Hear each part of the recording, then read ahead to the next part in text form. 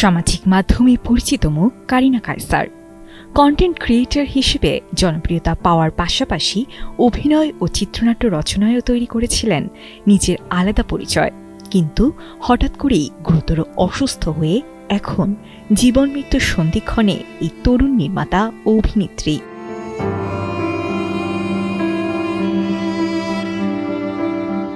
গেল শুক্রবার রাত থেকে লিভার সংক্রান্ত জটিলতায় লাইফ সাপোর্টে আছেন কন্টেন্ট ক্রিয়েটর ও অভিনেত্রী কারিনা কায়সার। পরিবার সূত্রে জানা গেছে, গত এক সপ্তাহ ধরে জ্বরে ভুগছিলেন কারিনা। শারীরিক অবস্থার অবনতি হলে দ্রুত তাকে হাসপাতালে ভর্তি করা হয়। চিকিৎসকরা তার শরীরে হেপাটাইটিস এ ও ই শনাক্ত করেন। পরে জটিলতা তৈরি হলে লিভার ফেইলারের পরিস্থিতি দেখা দেয়।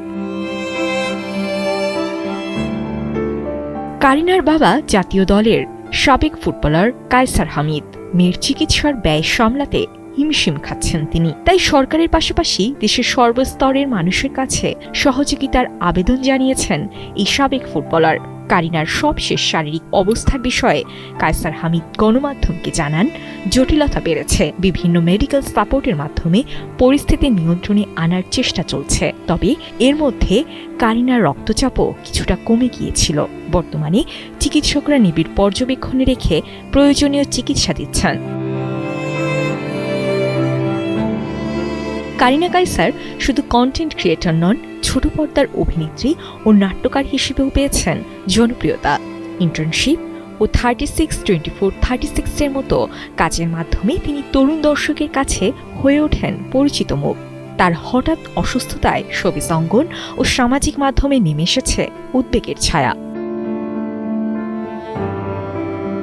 হাসি আর গল্পে মানুষকে আনন্দ দেওয়া কারিনা কায়সার এখন নিজেই লড়ছেন জীবনের সবচেয়ে কঠিন লড়াই। পরিবার ও সহকর্মীদের একটাই প্রত্যাশা, দ্রুত সুস্থ হয়ে আবারও সবার মাঝে ফিরবেন তিনি। সাজিয়া ইসলাম, কালের কণ্ঠ।